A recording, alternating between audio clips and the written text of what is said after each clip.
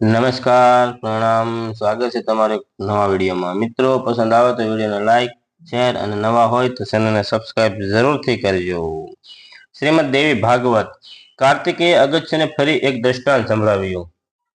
સુધુમનું દ્રષ્ટાંત પૂરું થતાં કાર્તિકેય અગસ્ત્યને કહેવા લાગ્યા, હે મુનિવર, માં દુર્ગા દેવીની અનુકંપાથી કુપુત્ર ફરીથી સુપુત્ર થયો તે કથા કહી સંભળાવું છું, તે હવે તમે સાંભળો।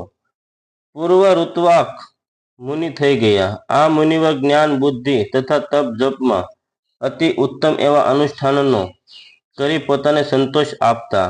આ ઋષિને ત્યાં પુત્રનો જન્મ થયો। ત્યારે ઋષિએ પુત્રના જાતકર્મ, ચૂડાકર્મ તથા ઉપનયન જેવા બધા સંસ્કારો કરાવ્યા। તેમ છતાં દુર્ભાગ્યવશ આ પુત્ર મોટો થતા દુરાચારી કામી થયો।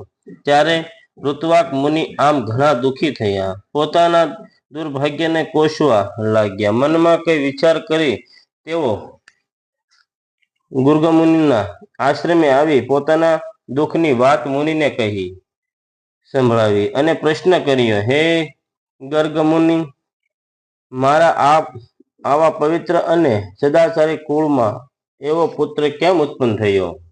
ઋત્વાક મુનિની વાત સાંભળી ગર્ગ મુનિએ ધ્યાનમાં જોયું, પછી કહેવા લાગ્યા, દુઃખી થશો નહીં। તમારો પુત્ર અશુભ ઘડીમાં ઉત્પન્ન થયો છે, તેના કારણે તે આવો દુરાચારી થયો છે, પરંતુ એનો ઉપાય છે જેનાથી તમારો પુત્ર દુરાચારીમાંથી સદાચારી બની જશે।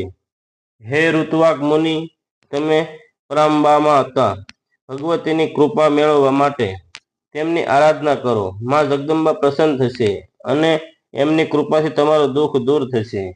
ગર્ગ મુનિએ કહ્યા પ્રમાણે મુનિ ઋત્વાકે માં ભગવતીને પ્રસન્ન કરવા માટે તેમની આરાધના કરી અને દેવી દુર્ગાની કૃપાથી એમનો પુત્ર સદાચારી અને સત્યના માર્ગે ચાલવા ધર્મિષ્ઠ થયો। જય શ્રી કૃષ્ણ।